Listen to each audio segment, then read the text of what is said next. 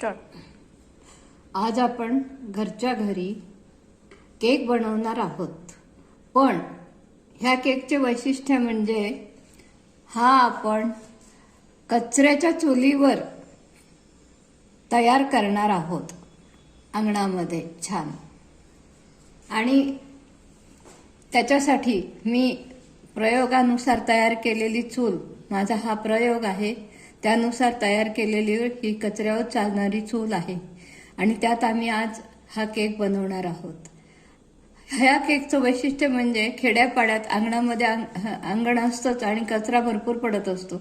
तो कचरा उपयोगात यावा आणि त्यामुळे परिसर पण स्वच्छ राहतो आणि कचऱ्याचा पण सदुपयोग होतो, जळणाची बचत होते आणि अशा प्रकारे आपण इंधनाचा खर्चही वाचवू शकतो.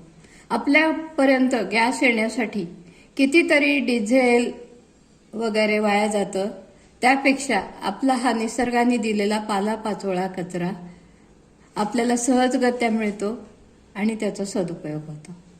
तेव्हा आपण सुरू करूया आता केक आणि कचऱ्यावरच्या चुलीवरचा केक. साहित्य: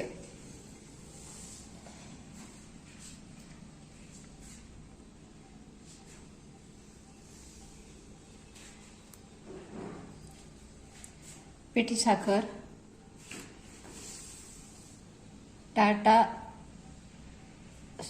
टाटाचा सोडा, बेकिंग पावडर, मैदा, डालडा, व्हॅनिला एसेन्स. अशा प्रकारे सर्व साहित्य टाकून आपण बॅटर तयार करून घेतलेलं आहे आणि आता आपण ते एका ॲल्युमिनियमच्या पातेल्यात ओतून घेत आहोत.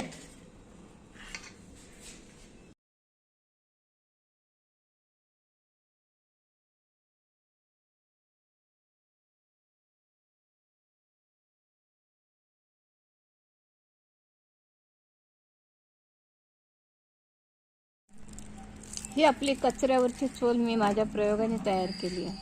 ह्याच्यासाठी 15 लिटरचा डबा घेतला आहे लोखंडी. त्याला डबेवाले करून देतात ते झाकण, ह्याने झाकण करून घेतलेलं. पूर्वी कुरड्या पापड ठेवायला असे डबे वापरत असत बायका आणि त्याला कडी कोंडा आहे, शिवाय इथं कढी आहे. आता हे आपण ह्याचा ओव्हनसारखा उपयोग करू. हा खेड्यातला ओव्हन तयार झाला आहे, ह्याचा आपण ओव्हनसारखा उपयोग करू. वरण, भात, रताळी भाजणं, बटाटे भाजणं सगळं काही खूप छान होतं आणि तेही विनामूल्य. आपल्या अंगणात पडलेल्या कचऱ्यापासून इंधनाचा खर्च वाचवून आपण आपलं अन्न अशा प्रकारे शिजवू शकतो. डबा झाकलेला असल्यामुळे कचरा किती अस्वच्छ असला तरी अन्नाशी त्याचा आत ठेवलेल्या अन्नाशी संबंध येत नसल्यामुळे आतलं अन्न स्वच्छ राहतं. त्यामुळे खूप खराब कचराही तुम्ही ह्या चुलीला वापरू शकता. ह्या चुलीचा लोखंडी स्टँड मी करायला टाकलेला आहे, तो अजून मिळाला नाही म्हणून मी सध्या विटेवर ठेवलं आहे. साधासा स्टँड आहे, अगदी लोखंडी गाजापासून केलेला. अगदी भंगारचे गजसुद्धा चालतात. आता आपण ह्यात थोडीशी वाळू टाकून त्यात आपण आपलं केकचं बॅटरचं पातेलं त्यात ठेवणार आहोत, ॲल्युमिनियमचं पातेलं, आणि दार लावून घेणार आहोत आणि खाली पडलेला पालापाचोळा हळूहळू पेटवून टाकणार आहोत. अशा प्रकारे आपण केक तयार करणार आहोत. सध्या वसंत ऋतूची सुरुवात आहे, त्यामुळे पानगळ सुरू आहे. आमच्या आंब्याच्या झाडाचा बराचसा कचरा खाली पडलेला आहे, त्याला नवीन पालवी फुटत आहे आणि जुनी पानं खाली पडत आहेत. त्याचा मी ह्या कचऱ्याचा सदुपयोग करणार आहे, त्यामुळे आपली इंधनाची बचत होणार आहे. केकला लागणारा बरंचसं इंधन ह्या कचऱ्यामुळे माझं आज वाचणार आहे. अशा प्रकारे ही चूल खेड्यापाड्यातल्या ह्या चुलीचं एकच वैशिष्ट्य की फक्त ती अंगणात वापरता येते, तेवढंच एक आहे. नाहीतर घरात वापरता येत नाही, कारण धूर होतो. आणि अशा प्रकारे आपण ह्या चुलीमुळे ही खेड्यापाड्यातून चूल अगदी सर्वजण वापरू शकतात आणि शिवाय कचराही आपण नष्ट करू शकतो.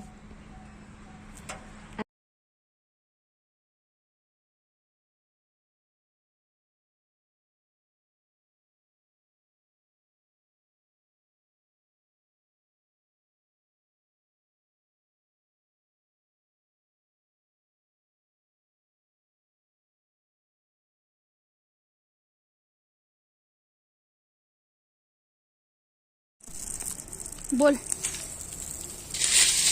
अशा पद्धतीनं थोडा कचरा ढकलत आपला केकसाठी आपली उष्णता तयार होते कचऱ्याच्या चुलीवर.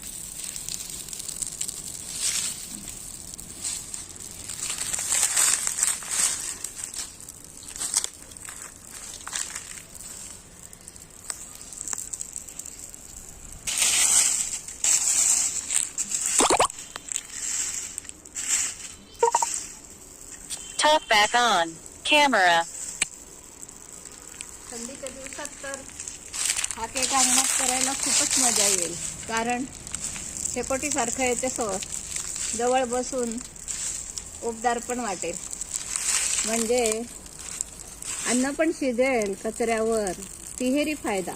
कचराही जळेल, अन्नही शिजेल आणि शेकोटीची उष्णताही मिळेल. आहे की नाही आमची चूल काटकसरीची. आता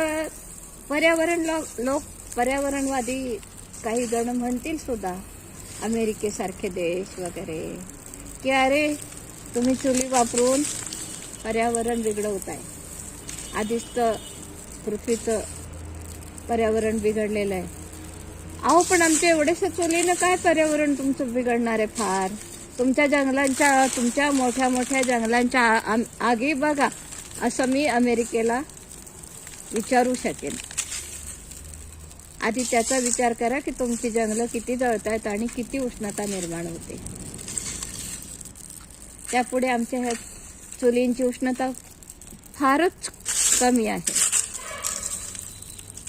किंवा पर्यावरण बिघडण्याचं म्हणता तुम्ही, ते अगदीच नगण्य असं मला वाटतं. आणि शिवाय आपल्यापर्यंत, खेड्यापर्यंत गॅस सिलेंडर येण्यासाठी जे डिझेल वगैरे लागतं ते पण वाचतं ना. ते पण पर्यावरण, एक प्रकारे पर्यावरणाचं हे केल्यासारखंच आहे ना, प्रदूषण वाचवल्यासारखं.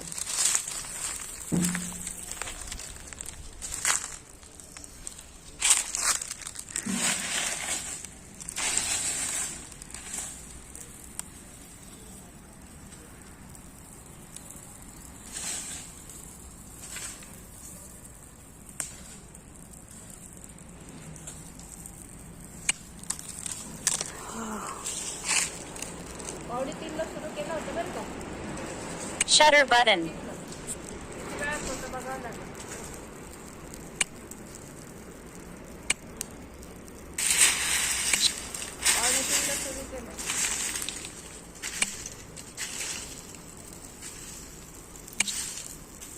Stop!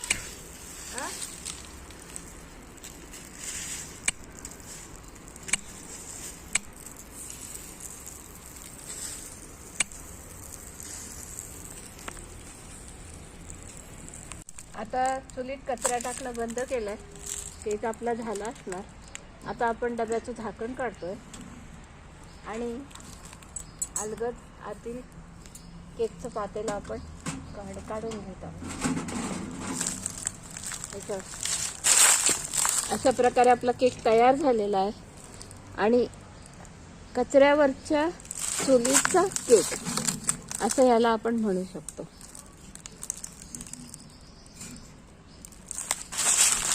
कचराही पहा आपला अर्धा निम्मा गायब झालेला आहे. आता आपण हा केक घरात नेऊया.